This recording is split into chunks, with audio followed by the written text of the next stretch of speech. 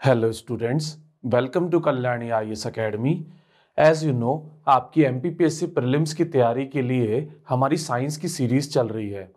अब इस सीरीज में अगर मैं आज के सेशन की बात करूं दोस्तों, तो आज का सेशन जो है ये बायोलॉजी का हमारा आखिरी सेशन जो है होने वाला है। इसके बाद जो है हम फिजिक्स को स्टार्ट करेंगे। अब अगर आप हमारी सीरीज देख रहे हैं तो आपने देखा होगा कि प्रीवियस सेशंस में पहले हम पूरा जंतु विज्ञान खत्म कर चुके हैं और उसके बाद अभी हमारा वनस्पति विज्ञान चल रहा है, जिसमें भी हम प्लांट फिजियोलॉजी यानी पादप शरीर क्रिया विज्ञान जो है अच्छे से खत्म कर चुके हैं। और आज का जो हमारा टॉपिक है वो है पादप संरचना, प्लांट मॉर्फोलॉजी। अब मैं समझता हूं सबसे पहले आपके मन में ये सवाल आ रहा होगा कि सर प्लांट मॉर्फोलॉजी आखिर ये क्या होता है।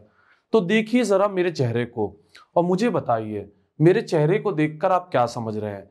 निश्चित तौर पे आप कहेंगे कि मेरी दो आंखें हैं, दो कान है, एक मुंह है, एक नाक है और हाँ बिल्कुल सिर पर बाल नहीं है। ये सब जो है आपको कैसे समझ आ रहा है? निश्चित तौर पे ये सब बातें आपको मुझे देखकर समझ में आ रही है। तो आप जो है मेरी बाह्य संरचना का क्या कर रहे हैं? अध्ययन कर रहे हैं। अब मुझे बताइए, अगर हम किसी पौधे को देखते हैं तो क्या उसकी भी बाह्य संरचना होती है? निश्चित तौर पे उसकी बाह्य संरचना होती है और उसमें हम कहते हैं कि उसमें क्या क्या है। जड़ है, जड़ के अलावा तना है और तना के अलावा पत्तियां हैं। तो जड़, तना और पत्ती ये तीन चीजें हैं जिनमें प्रमुखतः एक पादप क्या होता है, बटा होता है। और इन्हीं तीनों का अध्ययन क्या कहलाता है? पादप संरचना यानी कि प्लांट मॉर्फोलॉजी। ठीक है। अब लेकिन अगर हम किताबों की बात करें तो हम देखते हैं कि एक आवर्त बीजी में यानी फ्लावरिंग प्लांट में क्या होता है? दो तंत्र होते हैं, एक मूल तंत्र होता है और दूसरा प्रोतंत्र होता है। मूल तंत्र मतलब रूट सिस्टम और प्रोतंत्र मतलब शूट सिस्टम। सर पर एग्जैक्टली बताएं तो देखिए क्या होता है। जैसे आप इधर देखिए,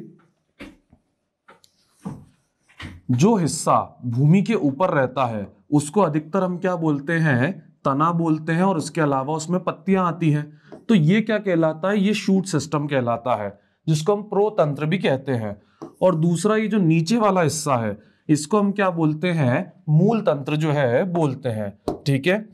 अब इसकी अगर हम बात करें तो जड़ जो है उसको पहले हम शुरू करते हैं, क्योंकि जड़ से ही क्या होते हैं अधिकतर सवाल जो है आपके बनते हैं। अब सबसे पहले जड़ का विकास कैसे होता है?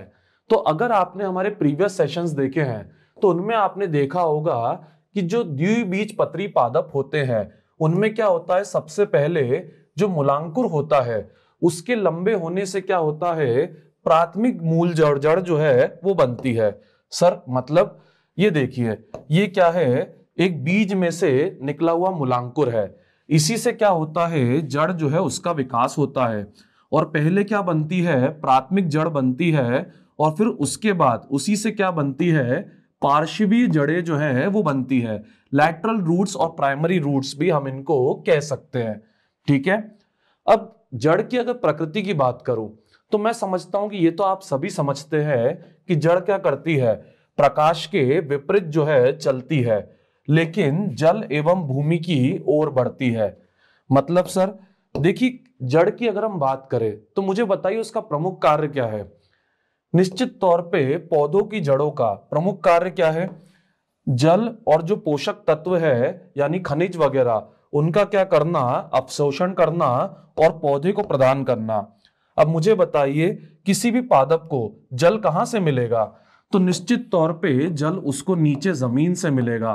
तो इसलिए जड़ कहां बढ़ती है? नीचे जल की तरफ और भूमि की तरफ। और प्रकाश कहां होता है? निश्चित तौर पे ऊपर की तरफ। तो प्रकाश के क्या हो गई? जड़ की ग्रोथ बिल्कुल विपरीत हो गई। अब ये तो बिल्कुल बेसिक सी बातें हैं। इनसे अगर मैं बात करूं तो जो क्वेश्चन बन सकते हैं उन्हें हम प्रीवियस सेशंस में डिस्कस कर चुके हैं। तो इस सेशन में क्या क्वेश्चन बनेंगे? तो इस सेशन में जो हमें मेन समझना है वो है जड़ के प्रकार। अब जड़ के अगर हम प्रकार की बात करें तो प्रमुखतः दो प्रकार होते हैं। एक बोला जाता है मूसला जड़ यानी टैप रूट, और दूसरा बोला जाता है अपस्थानिक या रेशेदार जड़, जिसको हम एडवेंशियस या फाइब्रस रूट भी कह सकते हैं। सर पर ये दोनों होते क्या है? तो देखिए, ये मैं आपको एक स्टोरी की तरह समझाता हूं। मुझे बताइए, अगर आपको पानी चाहिए तो जड़ जो है अगर वो बहुत लंबी हो तो कैसा रहेगा? निश्चित तौर पे अगर एक मोटी जड़ हो जो बहुत लंबी हो तो वो क्या होगी, पानी लेने के लिए अच्छी गहराई तक क्या हो जाएगी, निकल जाएगी। अब इसका मतलब क्या है? इसका मतलब यह है कि जैसे अगर हम बात करते हैं किसी टैप की नल की, तो उसके लिए भी क्या करा जाता है, उसके लिए पहले नीचे तक क्या होता है, वेल जो है खोदा जाता है। तो यहीं से इसका नाम क्या पड़ता है, टैप रूट। टैप मतलब क्या होता है, नल या पानी आप कह सकते हैं। तो ये जो जड़ है इसको हम क्या बोलते हैं, मूसला जड़, जिसमें पहले एक प्राइमरी जो है रूट डेवलप होती है और फिर बाद में उससे क्या होती है, पार्श्वीय जड़ें यानी लेटरल रूट्स जो हैं वो बनती है। अब मुझे बताइए, अगर जड़ जो है वो इतनी अंदर तक जाएगी तो जो इतना पानी अगर वो ले रही है तो पौधा कैसा होगा, बड़ा होगा कि छोटा होगा? तो निश्चित तौर पे पौधा क्या होगा, जब इतना पानी ले पा रहा है तो अच्छा बड़ा होगा और विकसित होगा। अब विकसित लोग क्या कहलाते हैं? निश्चित तौर पे आपने प्रीवियस सेशंस में समझा है कि जो विकसित रहते हैं आवर्त बीजी में भी उन्हें क्या कहते हैं, डाइकोट कहते हैं, द्विबीजपत्री कहते हैं। लेकिन मान लीजिए कि जड़ें जो हैं वो इतनी गहरी नहीं है, जड़ें कैसी हैं, छोटी छोटी जड़ें हैं, तो क्या होगा? अब आप कहेंगे सर छोटी छोटी जड़ों का क्या काम होगा? तो इसको भी मैं एग्जांपल से आपको समझाता हूं। मुझे बताइए, अगर कोई गाय जो है वो यहां पर खड़ी हो और गाय क्या कर रही हो, बकायदा घास को खा रही हो, तो अब गाय अगर घास को खा रही है तो ऐसे में आप क्या चाहेंगे? निश्चित तौर पे आप चाहेंगे कि उसकी जड़ें क्या हो, अच्छी मजबूत हो, मतलब उसमें बहुत सारी जड़ें हो, जिसके कारण क्या हो, गाय जो है भले ही घास क्या कर ले, खा ले, पर उसके बावजूद वो जड़ों से उसको उखाड़ ना पाए। तो ऐसा जो है किसमें होता है, ऐसा रेशेदार जड़ में होता है। अगर घास की हम बात करें तो घास का तना जो है, घास का स्टेम जो है, मुझे बताइए कैसा होता है? निश्चित तौर पे ये हरे रंग का होता है, प्रकाश संश्लेषण जो है ये कर सकता है। अब मुझे बताइए, घास जो है ये आखिर एक पेड़ की तरह अच्छी ऊंची क्यों नहीं होती है? तो निश्चित तौर पे मैं समझता हूं कि आप समझ गए होंगे, क्योंकि इसकी जो जड़ें हैं वो पानी में ज्यादा अंदर तक नहीं जा पाती हैं, बहुत सारी होने के बावजूद, जिसके कारण ये बहुत बड़ा जो है नहीं हो पाता है। अब मुझे बताइए, विकास की प्रक्रिया में ये इस वाली जड़ से, मूसला जड़ से कमजोर नजर आ रहा है, हाँ या ना? निश्चित तौर पे हाँ। इसलिए अधिकतर रेशेदार जड़ वाले क्या होते हैं, मोनोकॉट होते हैं, एक बीज पत्री होते हैं। पर क्वेश्चन जो है यहां से भी हमारे मेन क्वेश्चंस जो है नहीं बनते हैं, क्योंकि ये तो बेसिक बातें हैं। क्वेश्चन जो बनेगा वो इसके बाद की स्लाइड से बनेगा, जो कि क्या है, पढ़िए, जड़ का रूपांतरण यानी मॉडिफिकेशन ऑफ रूट। सर ये क्या होता है? तो मुझे बताइए, प्रकृति जो है वो लगातार बदलती है या नहीं बदलती है? निश्चित तौर पे आप कहेंगे कि प्रकृति अपना रूप लगातार क्या करती है, बदलती रहती है।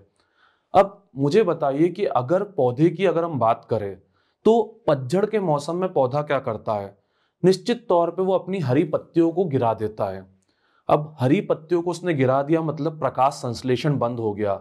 तो क्या उसको उस वक्त खाने की आवश्यकता नहीं है? निश्चित तौर पर उसको खाने की आवश्यकता उस समय भी है। तो वो क्या करेगा खाने के लिए? तो आप समझिए वो क्या करेगा, रूपांतरण करेगा, मॉडिफिकेशन करेगा। सर रूपांतरण करेगा, मॉडिफिकेशन करेगा, मतलब क्या है? तो देखिए, जो जड़, तना और पत्ती होते हैं वो क्या करते हैं, अपने आकार में अपनी आवश्यकता के अनुसार परिवर्तन करते हैं। अलग अलग आवश्यकताएं हो सकती हैं, जैसे अगर वो भोज्य पदार्थ जो है उसका संचय करना चाहते हैं तो उसके लिए वो जड़, तना, पत्ती में से किसी एक में खाने को क्या करेंगे, स्टोर करेंगे। आपने अक्सर देखा होगा एग्जाम्स में क्वेश्चन आते हैं कि आलू जड़ है कि तना है, गाजर जड़ है कि तना है, और काफी कंफ्यूजन जो है इसमें होता है। तो ये चीज हमें आज अच्छे से क्लियर आउट करनी है। तो जो दोनों जड़ें हमने समझी, कौन कौन सी, मूसला जड़ और अपस्थानिक जड़, दोनों का क्या होता है, रूपांतरण होता है। जिसके पश्चात जो है जो पादपों का नॉर्मल काम होता है, जड़ों का जल और खनिज का अवशोषण, उसके अलावा अन्य कार्य भी जो है जड़ करने में क्या हो जाती है, सक्षम हो जाती है। तो दोनों जड़ों के रूपांतरण जो है हमें अच्छे से समझना है, जिसमें आप देख सकते हैं अपस्थानिक जड़ जो है उनके रूपांतरण जो है वो और प्रकारों में बटे हुए हैं। ये आप चाहें तो इस स्लाइड से देख सकते हैं और इसका स्क्रीनशॉट भी आप चाहें तो खींच सकते हैं। अब रूट मॉडिफिकेशन में अगर हम बात करें तो सबसे पहले हम करेंगे मूसलाधार रूपांतरण। अब इसमें जैसा कि आप देख रहे हैं, एक तो स्टोरेज होता है भोजन संचय के लिए। सर भोजन संचय चिंता मत करिए, इसको अब हम अभी समझने वाले हैं। और दूसरा ब्रीदिंग रूट्स होती है, यानी श्वसनीय मूल होती है। तो आइए इनको एक के बाद एक समझते हैं। सबसे पहले भोज्य संचय के लिए देखिए क्या होता है। जैसा कि मैंने कहा कि पौधे क्या करते हैं, खाना बनाने के पश्चात उन्हें अपने जड़, तना या पत्ती में क्या करते हैं, स्टोर कर लेते हैं। तो हम यहाँ पर जो मूसला जड़ है उनका ऐसा रूपांतरण समझ रहे हैं जिनमें क्या होता है, खाना जो है वो जड़ में जाकर स्टोर हो जाता है, संग्रहित हो जाता है। ठीक है।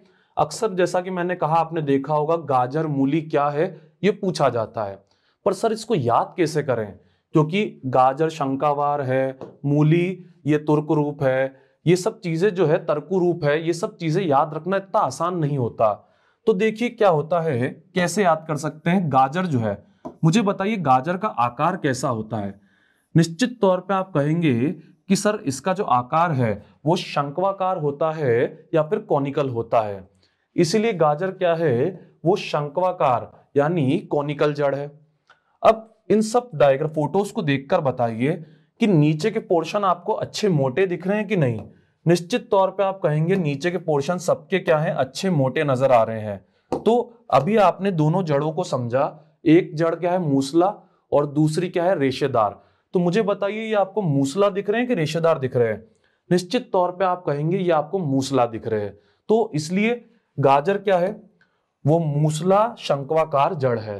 क्लियर हो गया। चलिए आगे बढ़ते हैं। अब इसके बाद दूसरा मूली। अब मूली का आकार जो है उसको देखिए जरा कैसा दिख रहा है। निश्चित तौर पे आप कहेंगे कि इसका नीचे से क्या है, फ्यूज उड़ा हुआ है, फिर उसके बाद ये एकदम से क्या हो गई, मोटी हो गई है और फिर वापस से पतली हो गई है। अब आप कहेंगे सर गाजर से कैसे अलग है। तो गाजर का आकार जो है वो लगातार क्या हो रहा है, बढ़ रहा है, पर यहाँ पे नीचे फ्यूज उड़ा हुआ, फिर बीच में मोटा और फिर कॉर्नर्स पे पतला। तो ऐसा आकार किसका होता है, फ्यूजी फॉर्म का होता है, तर्कु रूप का होता है, जिसको हम क्या कहते हैं, मूली कहते हैं। तो मैं समझता हूं आपको गाजर मूली में अंतर समझ आ गया होगा। सर फिर ये तीसरा वाला नेपी फॉर्म कुंभी रूप क्या है। तो देखिए इसके आकार को, निश्चित तौर पे आप कहेंगे इसका आकार थोड़ा सा क्या है, गोलाकार है। ये इन दोनों की तरह शंक्वाकार नहीं है। तो जो गोलाकार वाली जड़ रहती है इसको हम क्या कहते हैं, नेपी फॉर्म। ठीक है। नैप का मतलब क्या होता है, सोना। तो ये जड़ आप देख सकते हैं थोड़ी सी क्या हो रही है, लेटी हुई हो रही है, आलसी जड़ हो रही है। ठीक है। समझने के लिए, याद रखने के लिए ये बातें हैं। अब इसके प्रकार क्या है, शलजम और चुकंदर। मेरे ख्याल से आप सबने ही शलजम और चुकंदर देखे हैं, वो इसी आकार के नजर आते हैं। तो ये तीनों जड़ मुझे लगता है आपको याद हो गई। अब जैसा कि हमने अभी बात करी थी कि हम दो प्रकार से समझेंगे किसको, मूसला जड़ के रूपांतरण को। पहला स्टोरेज के आधार पे और दूसरा ब्रीदिंग रूट्स यानी श्वसनीय मूल के आधार पे। सर ब्रीदिंग रूट्स ये क्या होता है। तो देखिए इस बात को हम ऐसे समझते हैं, थोड़ा सा ज्योग्राफी में चलते हैं। मुझे बताइए माउंटेन से क्या निकलती है। निश्चित तौर पे आप कहेंगे कि सर माउंटेन से नदियां निकलती है। अब नदियां जो है क्या अपने साथ कुछ लेके आती हैं। निश्चित तौर पे आप कहेंगे कि नदियां अपने साथ जो है अवसाद लेके आती है, सेडिमेंट्स लेके आती है, मिट्टी लेके आती है। अब ये नदियां कहाँ जाएंगी, तो आप कहेंगे कि सर ये नदियां जो है समुद्र में जाकर मिल जाएंगी। अब लेकिन समुद्र में जाकर मिलने के पहले जो मिट्टी इसके पास आई है, ये उस मिट्टी का क्या करेगी, निश्चित तौर पे ये इन अपसादों का जमाव करेगी। कहां पर, सागर के किनारे पर। अब किनारे पे जब अपसादों का जमाव होगा तो मुझे बताइए वहां पर क्या बन जाएगा, निश्चित तौर पे वहां पर डेल्टा बनेगा और ये डेल्टा कैसा होगा, दलदली होगा।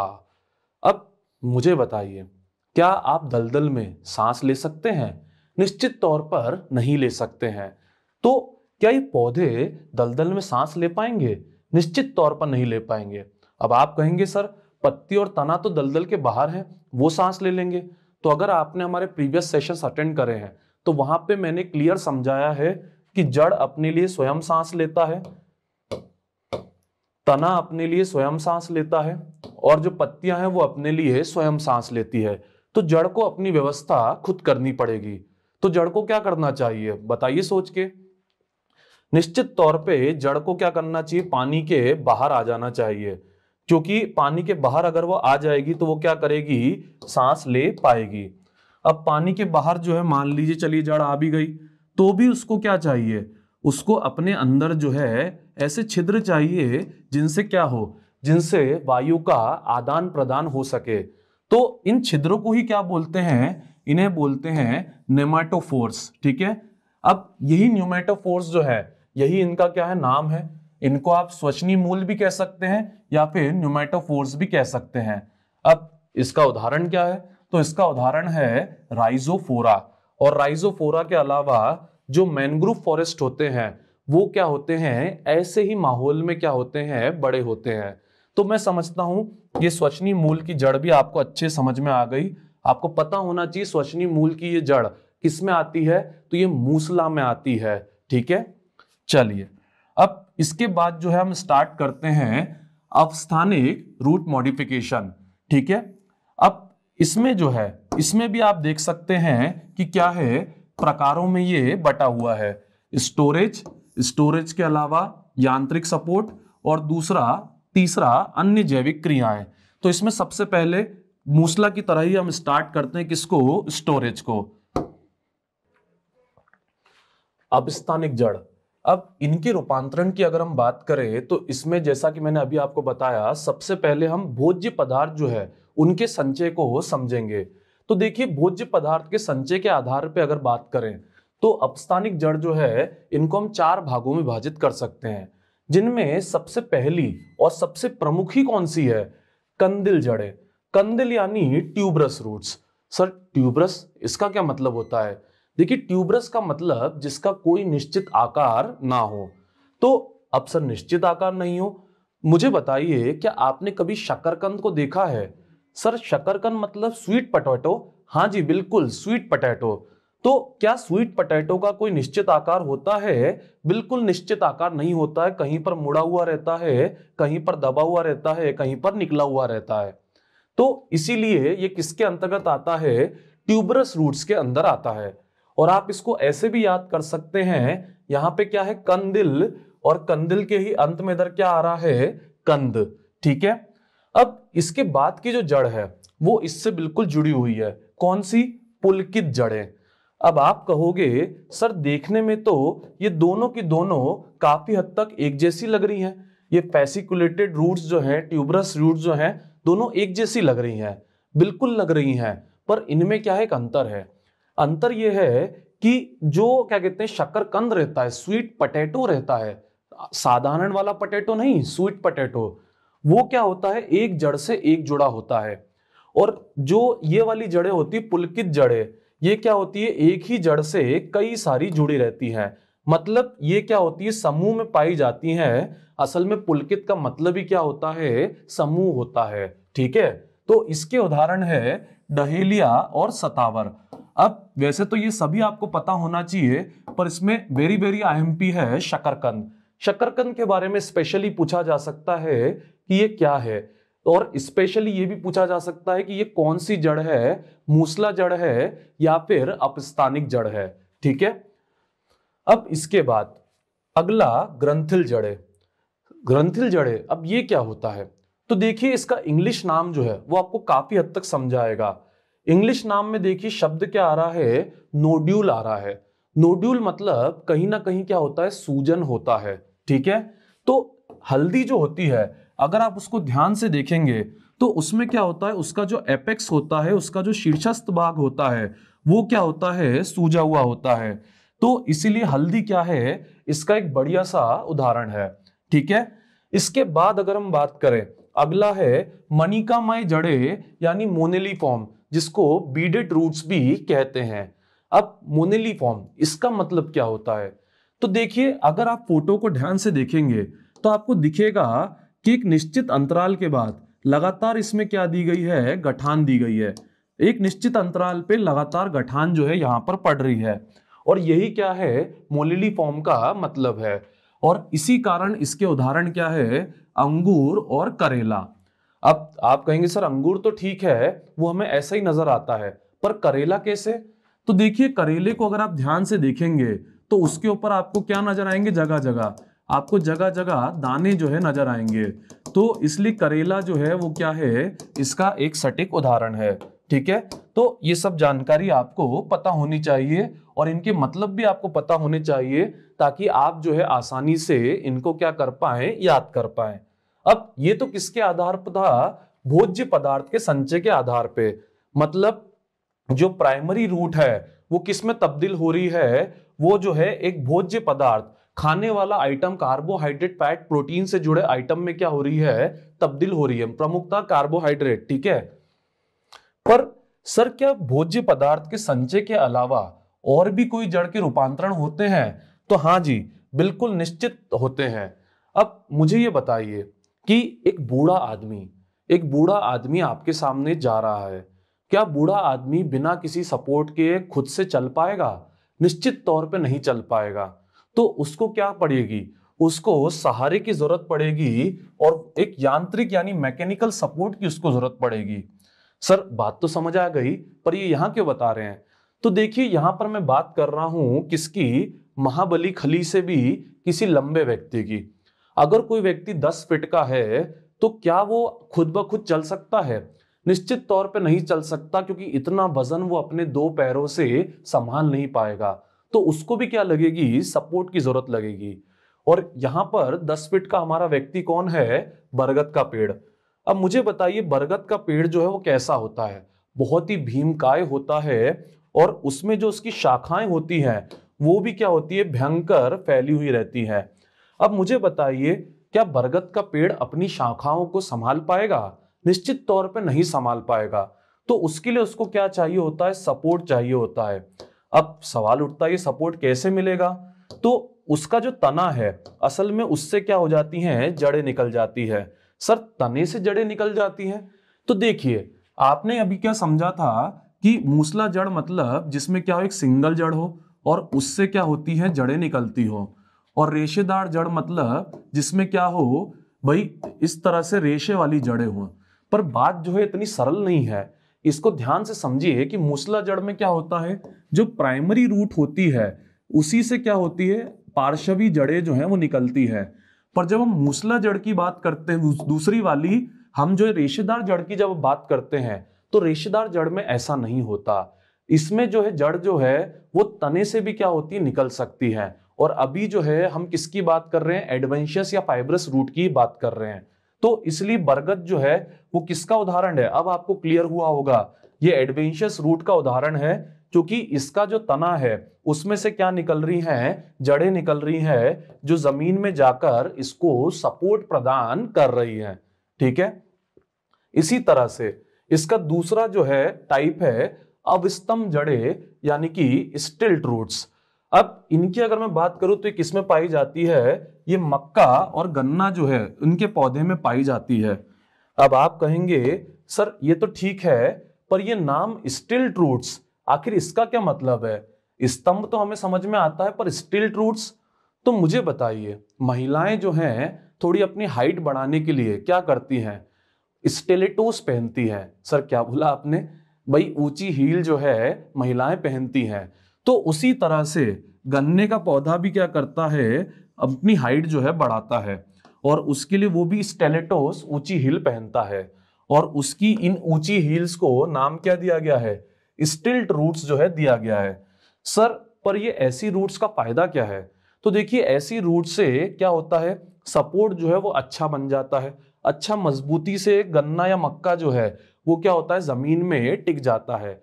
इसके अलावा अगर हम बात करें तो जो खनिज पदार्थ हैं या जल है उनके अवशोषण में भी क्या होती है, सहायता मिलती है।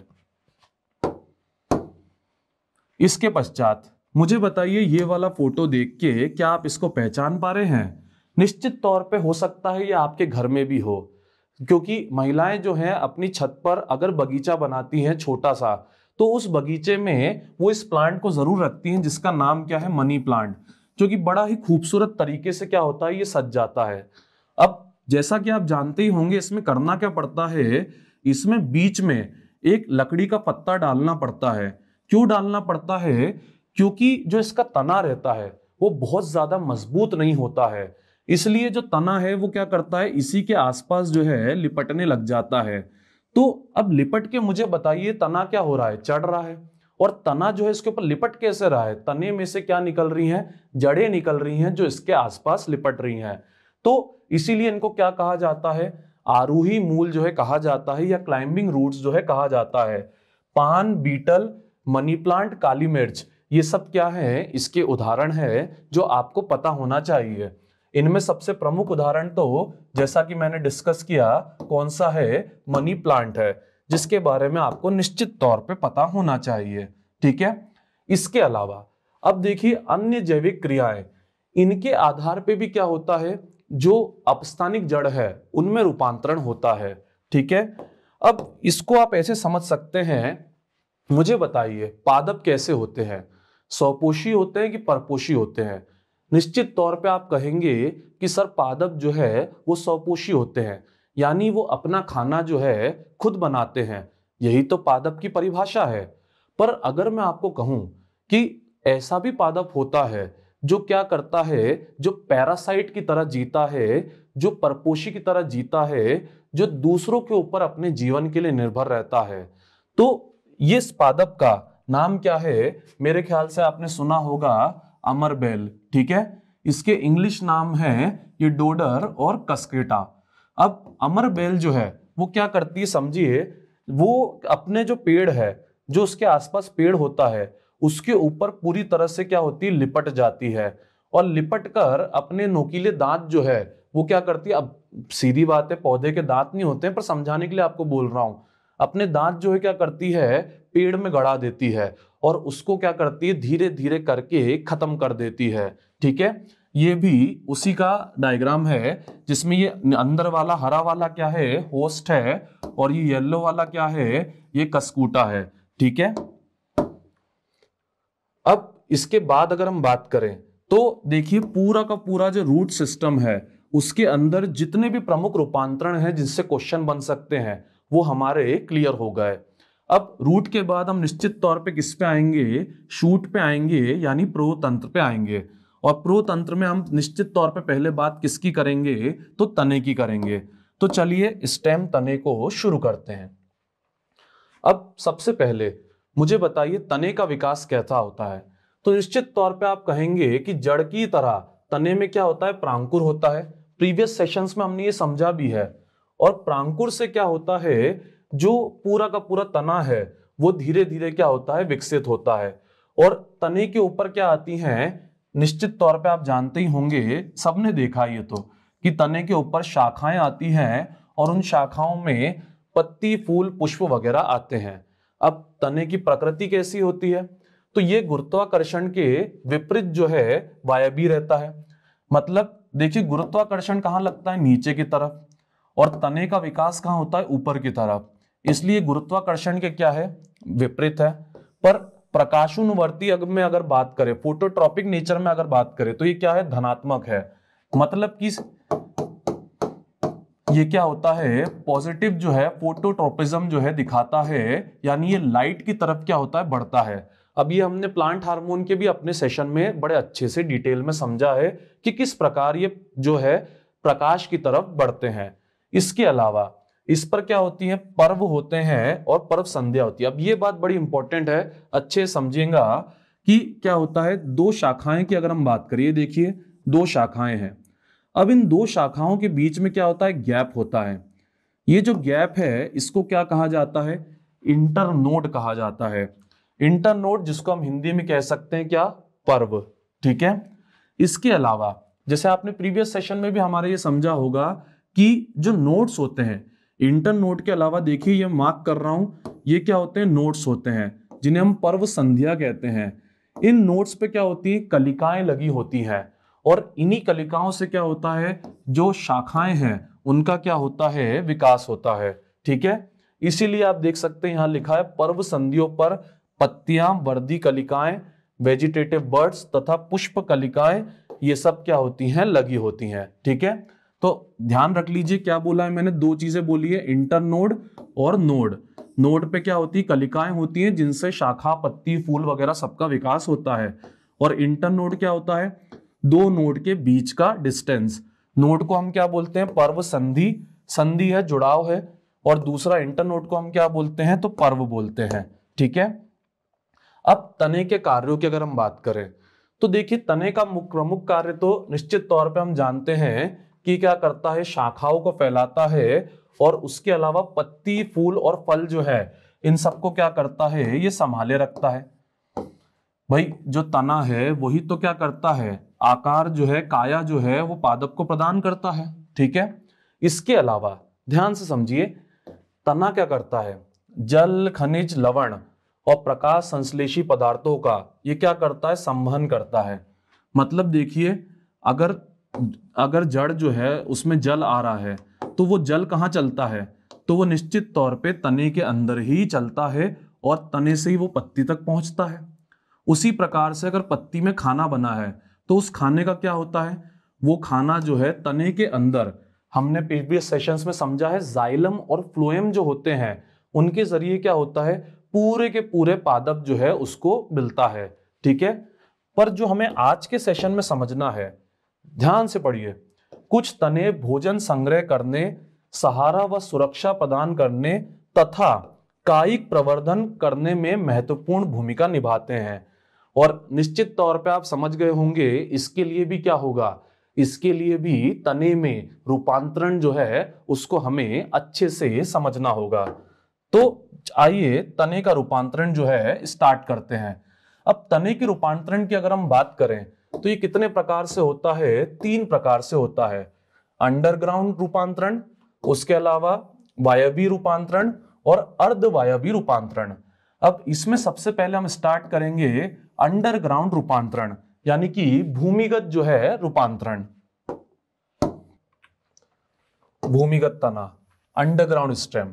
अब इसकी अगर हम बात करें तो देखिए इसके नाम से ही क्लियर हो रहा है कि ये क्या है। भूमिगत तना मतलब तने का वह भाग जो क्या है, भूमि के अंदर पाया जाता है। सर तना यानी स्टेम, क्या ये भी भूमि के अंदर होते हैं? बिल्कुल हाँ, निश्चित तौर पे कुछ तने ऐसे होते हैं जो क्या होते हैं, भूमि के अंदर ही विकसित होते हैं।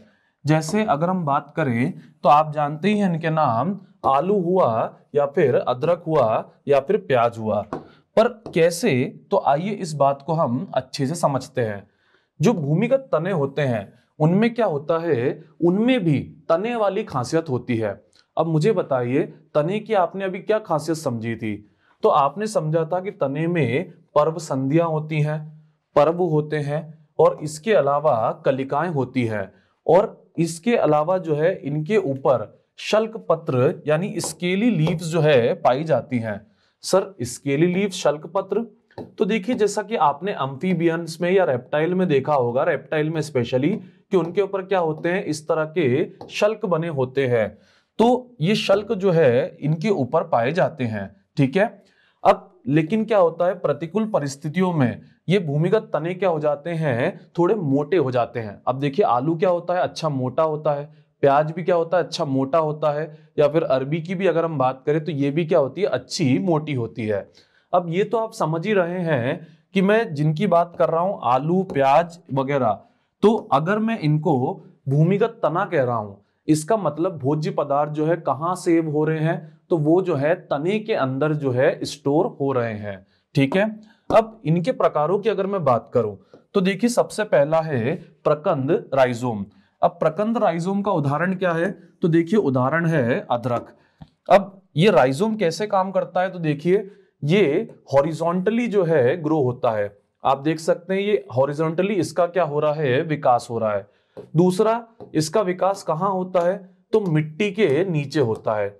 मुझे बताइए अदरक का रंग क्या होता है, तो निश्चित तौर पे आप कहेंगे कि सर मिट्टी वाला भूरा रंग ही अदरक का होता है। ठीक है, तो ये बताता है कि इसका विकास कहाँ हो रहा है, मिट्टी के अंदर हो रहा है। इसके अलावा जैसा कि मैंने कहा, इसके ऊपर क्या होते हैं, शल्क होते हैं, स्केल्स होते हैं, जो बताते हैं कि इसके ऊपर नोड्स हैं, इंटरनोड हैं, और ये पहचान है कि ये क्या है, तना है। ठीक है, मिट्टी के नीचे होने के बावजूद ये तना है, जड़ नहीं है। इसके बाद अगर हम बात करें तो सबसे प्रमुख उदाहरण जो है वो है यहाँ पे आलू, जो सबसे ज्यादा एग्जाम से पूछा जाता है कि ये जड़ है, तना है, पत्ती है, क्या है। तो देखिए इसको भी आप बड़े स्पष्ट तरीके से समझ सकते हैं। अब आलू की अगर हम बात करें तो मुझे बताइए आलू का स्ट्रक्चर कैसा होता है। निश्चित तौर पे कहेंगे आप सर आलू का कोई आकार नहीं होता निश्चित, पर उसके ऊपर क्या होते हैं, धब्बे होते हैं बहुत सारे। ये जो धब्बे हैं इन्हें हम क्या कहते हैं, इन्हें हम आई कहते हैं, आंखें कहते हैं। ठीक है, अब ये जो आई है ये आंखें हैं, असल में आप जानते हैं क्या है, असल में ये नोड है, पर्व संधियां हैं। ठीक है, और ये जो नोड है, पर्व संधियां हैं, हम कैसे कह सकते हैं, तो देखिए दो धब्बे जो है ये क्या हो गए, दो नोड्स हो गए, और इनके बीच की जो दूरी है ये क्या हो गई, ये हो गई हमारा पर्व यानी कि इंटरनोड। ठीक है, तो इससे पता पड़ता है कि आलू जो है वो जड़ नहीं है, वो क्या है, तना है। ठीक है, अब आलू के बाद अगर हम बात करें तो अगला है हमारा शल्ककंद यानी कि कौन सा, प्याज, लहसुन। अब आलू किसके अंदर आते हैं, तो देखिए आलू ट्यूबर के अंदर आते हैं। याद कीजिए मैंने अभी बताया था कि ट्यूबर, ट्यूब, ट्यूब्यूल्स, जिनका कोई निश्चित आकार ना हो, तो ट्यूबर से आपको भी याद रह सकता है क्या, आलू। अब इसके बाद हम बात करें किसकी, बल्ब की। अब मुझे बताइए बल्ब कैसा होता है, तो निश्चित तौर पे बल्ब थोड़ा गोल सा होगा। तो प्याज जो है वो किसके जैसा है, वो बल्ब के जैसा है, तो इसीलिए हमने क्या कर दिया, उसके लिए नाम क्या बना दिया, बल्ब बना दिया। अब प्याज जो है इसकी अगर हम बात करें, तना है, ये कैसे पता पड़ता है, तो देखिए अगर प्याज के डायग्राम को हम बनाएं तो ये आप अगर ध्यान से देखें तो प्याज में आपको नीचे क्या लगे दिखेगा, नीचे आपको ये इस तरह के रेशे दिखेंगे। अब मुझे बताइए ऐसे रेशे क्या होंगे, मूसला जड़ की रेशेदार जड़, निश्चित तौर पे ये रेशेदार जड़ होगी। अब उसके ऊपर का ये जो भाग है, ये इतना सा जो हरा कर रहा हूं मैं, ये क्या है, ये इसका तना है। और उसके ऊपर आप देखते हैं प्याज के ऊपर क्या होते हैं, इस तरह से शल्क होते हैं, स्केल्स होते हैं। तो ये जो शल्क वाला हिस्सा है ये इसका क्या है, पत्ती है। तो इसलिए खाना यहाँ पे प्रमुख तौर पे कहां पर है, पत्ती में है। इसीलिए कहा जाता है कि प्याज क्या है, प्याज जो है तने के साथ साथ जो है पत्ती में भी रखा जाता है। और लहसुन भी यही बात हो जाएगी, वो भी प्याज के साथ साथ पत्ती में भी रखा जाता है। इसके बाद अगला है हमारा घनकंद यानी कि कोर्म। अब कोर्म के उदाहरण की अगर मैं बात करूं तो उदाहरण है अरबी। अब अरबी कैसी होती है, तो निश्चित तौर पे आप कहेंगे थोड़ी सिलेंड्रिकल आकार की अरबी होती है। इसके अलावा अगर आप इस फोटो को ही ध्यान से देखें तो आप देखेंगे एक अरबी के ऊपर क्या हो रही है, और अरबियां जो है उग रही है। तो ये चीज बताती है कि कहीं ना कहीं क्या हो रहा है, जो पर्व संधियां है वहां से क्या हो रहा है, एक पर्व, एक जो है अरबी है उसके ऊपर दूसरी अरबी जो है आ रही है। इसके अलावा जैसा कि अभी हमने बात करी कि तने की पहचान क्या है, स्केल्स होना, तो यहां पर तने पे यहां पे भी क्या है, स्केल्स हैं, शल्क हैं, जिससे पता पड़ता है कि ये अरबी भी क्या है, ये भी तना है। ठीक है, तो अब इसके बाद अगर मैं बात करूं तो अंडरग्राउंड स्टेम के बाद जो दूसरा हमें समझना है वो है अर्धवायवी यानी सब एरियल मॉडिफिकेशन। ठीक है, अब सब एरियल मॉडिफिकेशन में आप देख सकते हैं कई नाम आते हैं, रनर, स्टोलन, सकर और ऑफसेट। पर सबसे पहले ये सब एरियल मॉडिफिकेशन यानी अर्धवायवी रूपांतरित तने, ये होता क्या है, तो देखिए जरा अर्धवायवी। अब वायवी का मतलब क्या होता है, जो क्या हो, जो भूमि के ऊपर हो, जो वायु के क्या हो, वायु के कांटेक्ट में हो। अर्धवायवी मतलब जो थोड़ा बहुत क्या हो, भूमि के अंदर हो और थोड़ा भूमि के बाहर हो। ठीक है, अब इसमें कैसे तने आते हैं, तो इसमें ऐसे तने आते हैं जो कमजोर और मुलायम होते हैं। ये देखिए आप, इसके तने कैसे होते हैं, बिल्कुल कमजोर और मुलायम रहते हैं। अब मुझे बताइए, अगर तना जो है वो इस कदर कमजोर और मुलायम होगा तो क्या होगा? निश्चित तौर पे ये जो तना है ये क्या होगा, ये पृथ्वी की सतह के ऊपर से कहां जाएगा, मिट्टी तक जाएगा।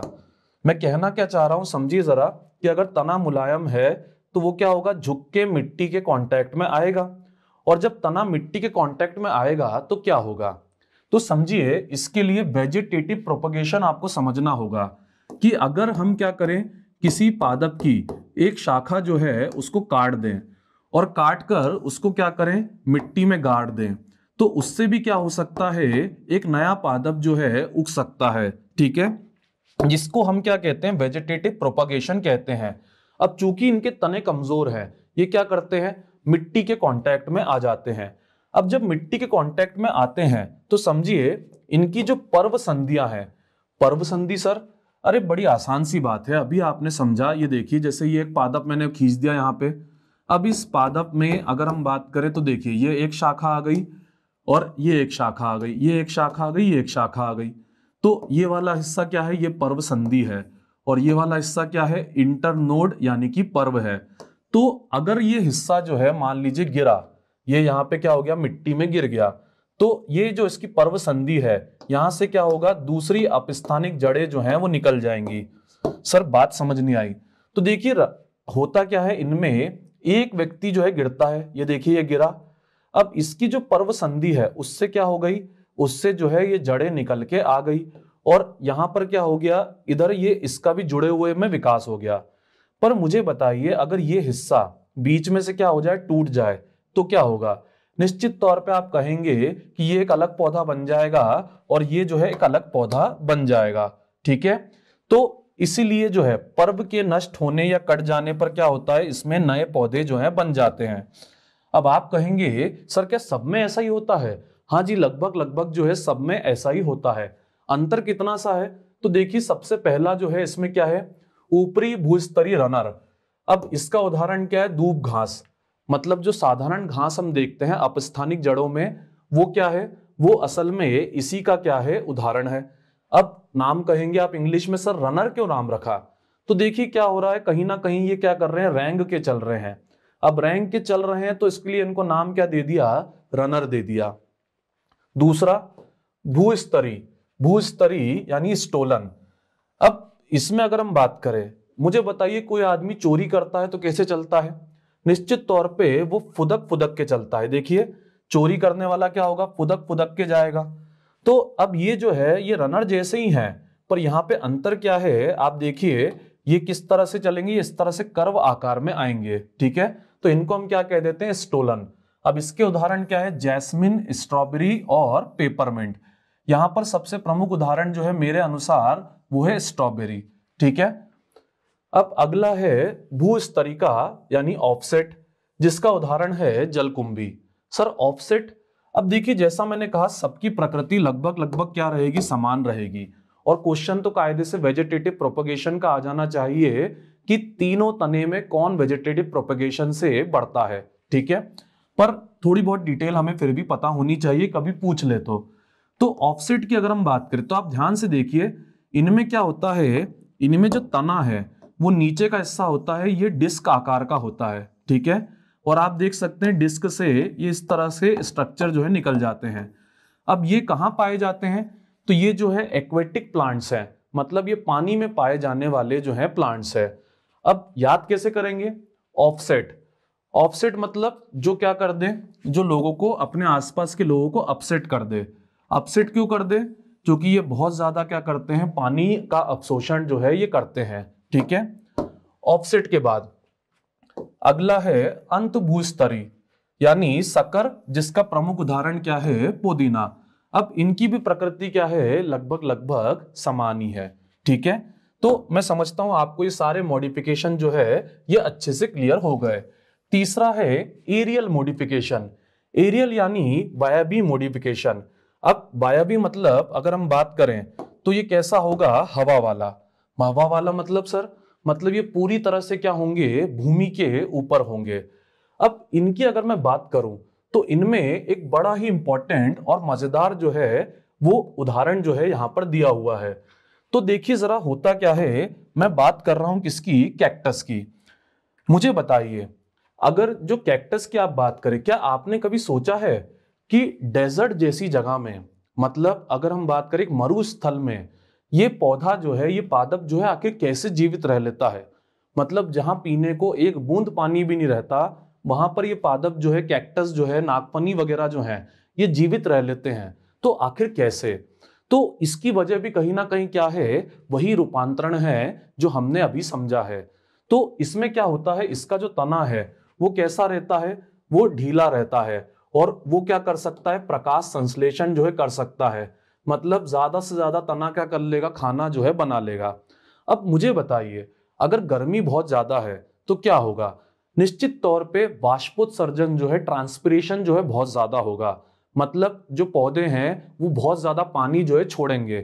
तो ऐसा ना हो, इसके लिए ये क्या करता है, इसके लिए ये जो अपनी पत्तियां हैं उनको किस में तब्दील कर लेता है, कांटों के रूप में तब्दील कर लेता है। तो ये उदाहरण जो है यही क्या कर देगा, आपको पूरा का पूरा जो वायवीय रूपांतरित तने हैं, मॉडिफाइड एरियल स्टेम्स है, उनको क्या कर देगा, अच्छे से क्लियर कर देगा।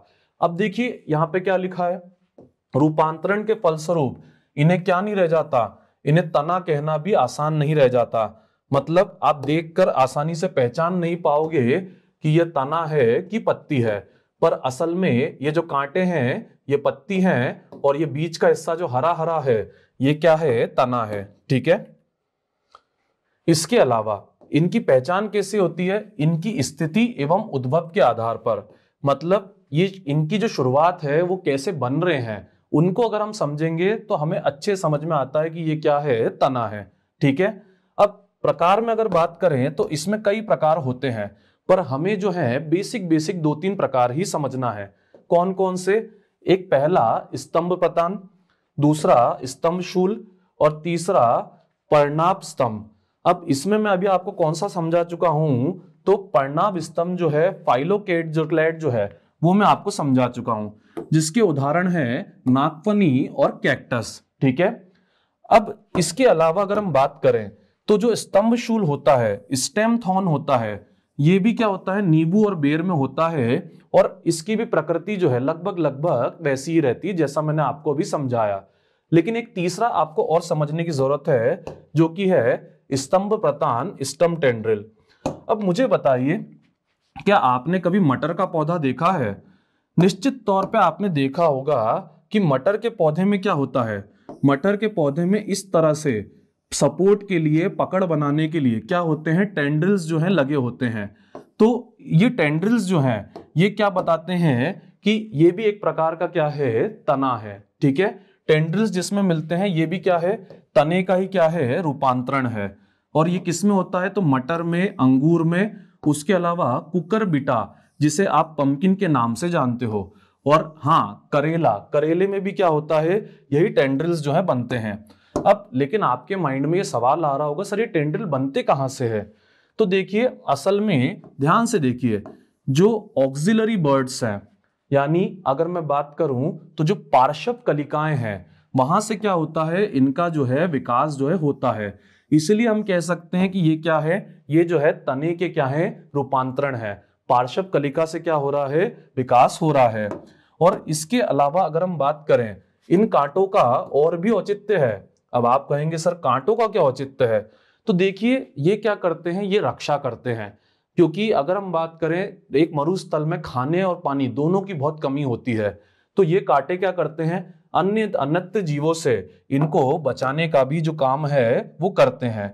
ठीक है, अब मुझे लगता है वायवीय रूपांतरित तने जो हैं वो भी आपको पीएससी के दृष्टिकोण से क्लियर हो गए। इसके बाद आखिर में हम बात करते हैं पत्ती की, यानी लीफ की। अब पत्ती की, लीफ की अगर हम बात करें तो मैं समझता हूं ये तो आप समझते हैं कि पत्ती या तना, पत्ती जो है ये तने या शाखा की क्या होती है, वार्षिक बहिर्वर्धन होती है, यानी लेटरल अपेंडेज होती है। भाई तना जो होता है उसी के आगे की तरफ क्या होती है, पत्ती हुई होती है। अब पत्ती का विकास किसके साथ होता है, तो पत्ती जो है, जो कली होती है, बड होती है, आपने अभी समझा था कि पौधे में क्या होता है, पर्व होती है और पर्व संधियां होती है। ये पर्व संधि है और बीच का हिस्सा ये पर्व है। ठीक है, तो पर्व संधि पे जो कलिकाएं होती हैं, उन्हीं कलिकाओं से क्या होता है, पत्तियां जो है वो खिलती हैं। अब पत्ती के कार्य की अगर मैं बात करूं तो देखिए, जड़ और तना इस टॉपिक में मेन क्वेश्चन है जो हमसे पूछे जा सकते हैं। पत्ती के कार्य वही है जो आपने प्रीवियस सेशंस में समझे हैं, जैसे ये प्रकाश संश्लेषण की क्रिया द्वारा भोजन तैयार करता है, ये प्रतांत अर्थात लतांतुतु टेंड्रिल्स में रूपांतरित होकर मटर जैसे पौधे को ऊपर चढ़ने में मदद करता है। भाई मटर भी मनी प्लांट की तरह क्या होता है, टेंड्रिल्स के कारण चढ़ पाता है। कुछ पत्तियां भोजन संचय का काम करती है। याद करिए, मैंने आपको समझाया था कि प्याज जो है उसमें नीचे का क्या हिस्सा रेशेदार है, ऊपर का हिस्सा ये क्या है, स्टेम है, और ये जो स्केल्स वाला हिस्सा है ये क्या है, पत्ती है। तो प्याज और लहसुन जो है ये क्या कर रहे हैं, पत्ती के रूप में भोजन का संचय कर रहे हैं। इसके अलावा ग्वार पाठा, एलोवेरा या नागफनी जो है, इनमें क्या होती है, पत्तियां आपने अभी समझा कांटे का रूप ले लेती है, जिसके साथ वो क्या कर पाती है, रक्षा कर पाती है। और पत्तियां जो है इसके अलावा क्या करती है, वाष्पोत्सर्जन को नियंत्रित करती है। अब ये तो हमने अपने पादप आकारिकी के सेशन में बड़ी डिटेल में समझा है कि पत्तियां वाष्पोत्सर्जन को कैसे नियंत्रित करती है। इसके अलावा अगर पत्ती के मैं स्ट्रक्चर की बात करूं तो बेसिक मोटा मोटा आपको पता होना चाहिए कि पत्ती जो है उसमें क्या होता है, उसमें पीटियोल होता है। ये हिस्सा क्या है, पीटियोल है, ठीक है। अब ये जो पीटियोल रहता है ये क्यों जरूरी है, जरा समझिए, मुझे बताइए। इंसानों में जो खाना है वो पूरे शरीर में कैसे चलता है। निश्चित तौर पे आप कहेंगे कि खाना जो है सर वो हमारी वेन्स के जरिए, शिराओं के जरिए चलता है। तो उसी प्रकार से यहां पर भी क्या होता है, पीटियोल होता है जो पूरा सेंटर में क्या होता है, चलता है। अब यही पीटियोल का जो आगे का हिस्सा है इसको हम क्या कहते हैं, मिडरिप कहते हैं। और फिर इससे क्या होती है, शाखाएं निकलती हैं जिनको हम क्या बोलते हैं, वेन्स कहते हैं या शिरा कहते हैं। और ये जो नीचे का हिस्सा होता है पत्ती का, इसको हम क्या कहते हैं, ब्लेड जो है, बेस जो है कहते हैं। अब ये जो पूरा हिस्सा हो जाता है इसको मिलाकर हम क्या कह देते हैं, ब्लेड कह देते हैं या फिर लैमिना कह देते हैं। अब इन्हीं के अगर मैं हिंदी नाम की बात करूं तो ब्लेड को हिंदी में क्या कहते हैं, पर्णफलक कहते हैं, और पीटियोल को पर्णवृंत कहते हैं, ठीक है। तो पत्ती का भी जो बेसिक स्ट्रक्चर है वो बस आपको पता होने चाहिए, पर वैसे तो यहां से एग्जाम में क्वेश्चन आने की गुंजाइश बहुत ना के बराबर है। इसी के साथ मुझे लगता है कि प्लांट मार्फोलॉजी जो है वो पादप संरचना आपको बहुत अच्छे से क्लियर हो गई होगी। तो अगर आपको ये सेशन जो अच्छे समझ में आया हो तो कल्याणी आईएएस एकेडमी के हमारे चैनल को सब्सक्राइब करना ना भूलें। मिलेंगे अगले सेशन फिजिक्स के साथ।